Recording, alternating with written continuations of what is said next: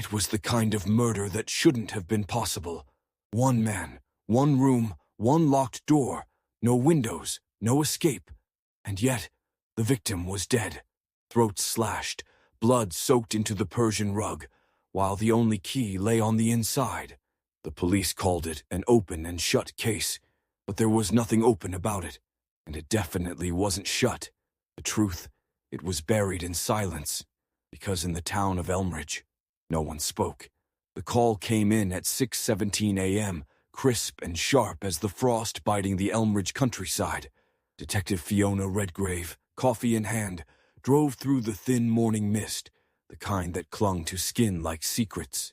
The mansion loomed ahead, Greystone Hall, a Tudor estate long forgotten by time, owned by the eccentric and reclusive author Victor Harland. He hadn't been seen for days. When the housekeeper unlocked the front door, she found him in his study, dead. The room had been locked from the inside. The study was a crypt of dark mahogany and ink. Books lined every wall. A fireplace flickered weakly, its warmth lost on the icy corpse slumped in the armchair. Victor's throat was cut cleanly, expertly. No weapon in sight, no sign of struggle, just the soundless stillness of a room that should have been sealed from the world. The door was locked. The single key was still in the lock, on the inside. The windows? Bolted shut. Fiona frowned, her instincts buzzing. This was no suicide.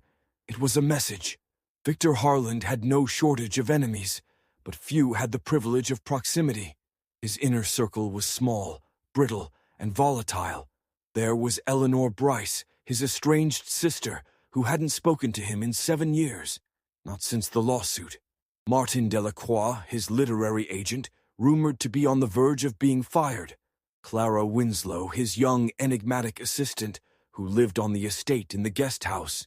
And Dr. Julian Marks, a psychiatrist who visited weekly, though no one knew why. Each of them claimed to have been asleep when the murder occurred. Each had something to lose, or gain. Fiona interviewed them one by one. Eleanor was cold, calculated, and smelled of gin at 9 a.m. She claimed she hadn't seen Victor in months. Martin was nervous, twitchy, and too quick to mention his alibi. He was on a phone call with a publisher in New York, but conveniently, there were no call records.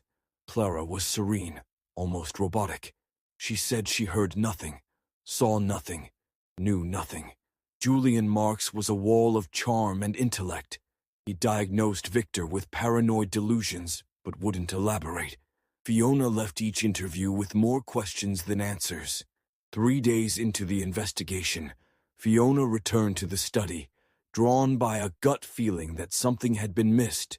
She moved through the room slowly, absorbing every detail, the way the dust fell in patterns, the half-finished manuscript on Victor's desk, and then she saw it, a hairline crack in the fireplace hearth. Kneeling, she pried it open. Inside was a small velvet pouch. She opened it to find a chess piece, an ivory bishop, with a smear of blood on its base. Fiona stared at it, unsettled. It wasn't just out of place. It didn't belong. There were no chessboards in the house, no other pieces. And yet, Victor had hidden it. Why? A message? A signature? She ordered forensics to examine it, but the results were inconclusive. Human blood. No prints, no trace. But it told Fiona one thing for certain. Whoever killed Victor had been in that room before, and they knew where to hide what mattered most. Elmridge was a town that wore silence like a cloak. Everyone knew everyone, but no one really spoke. When Fiona walked its narrow streets, eyes watched from behind curtains. Lips smiled without words. At the local cafe, a retired librarian named Agnes pulled her aside. "Victor was afraid," she whispered. "He told me someone was watching him, someone close, but he wouldn't say who." Agnes claimed Victor visited her weekly to research ancient secret societies for a book he never published. One in particular caught his attention, the Ordo Noctis, a cult-like group that believed in cleansing the voice of betrayal through silence. Fiona dismissed it at first, but Victor had left notes in his journal, coded, frantic entries, all referencing the same phrase. No one spoke. Suddenly, the locked room didn't seem so impossible. Not if the killer didn't act alone. Not if silence was the weapon. Fiona summoned the inner circle to Greystone Hall. 1 room, 4 suspects, no escape. She began calmly, recounting each detail of the case, slowly tightening the noose. Victor didn't die alone, she said, and he didn't die suddenly. The cut was deep, but precise, surgical. He trusted his killer. Clara flinched. Julian narrowed his eyes. Eleanor scoffed. Martin sweat. Then Fiona revealed the bishop.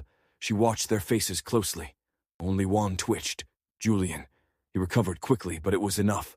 You knew, Fiona said. You recognized it. Tell me why. Julian laughed softly, folding his arms. Victor was delusional. He believed nonsense. Secret societies, enemies in shadows. He was losing his mind. Fiona nodded. But you didn't tell anyone. Why? Silence. Then Clara spoke. He wasn't delusional, she whispered. He found something he shouldn't have. The room turned. Clara's hands trembled. He asked me to type his manuscript, but he made me swear never to tell, not even if he died. Fiona approached slowly. What was in the manuscript? Clara hesitated. Names, dates, secrets about this town, about everyone. Fiona retrieved the half-finished manuscript from the study. It wasn't a novel. It was a confession. A map of sins buried beneath the surface of Elmridge. Blackmail, abuse, embezzlement. Each chapter named someone in power. Eleanor, Martin, even Julian. All of them had reason to kill him. But it was one passage that chilled Fiona. If they silence me, remember the bishop. The bishop never moves alone. It was a metaphor, but also a clue. Chess, strategy, partnership. Fiona returned to the velvet pouch and examined it again. There was a second compartment. Inside, a thumb drive. Encrypted. She handed it to her tech team. Hours later, they cracked it. Audio files, dozens of them. Conversations, arguments, threats. One stood out, Julian and Martin, discussing how to handle Victor, how to protect what they built. It was motive, conspiracy, and now, proof. But Fiona wasn't satisfied. Something still didn't add up. Julian and Martin were guilty, yes, but they weren't inside the room. The door was locked. The window bolted. She went back again to the study, sat in Victor's chair, looked out the window, and that's when she saw it. A mirror, a reflection, not of the garden, but of the bookshelf. She stood, approached the shelf, ran her fingers across the spines. One didn't move. She pulled. The shelf clicked, shifted. A narrow passage opened behind it, dusty, forgotten, leading to a hidden servant corridor that connected to the guest house. Fiona followed it in silence, emerging behind Clara's wardrobe. The final piece slid into place. Clara hadn't been just a witness. She'd been the key. She'd let them in, helped them plan it, and then watched Victor die. She was the bishop, the one who never moves alone. The arrests were swift. Julian, Martin, Clara, Eleanor walked free, barely. The town of Elmridge didn't celebrate, didn't mourn, didn't speak. Fiona stood outside Greystone Hall one last time, watching the wind scatter leaves across the steps. She lit a cigarette, though she hadn't smoked in years. This case had taken something from her, something she couldn't name.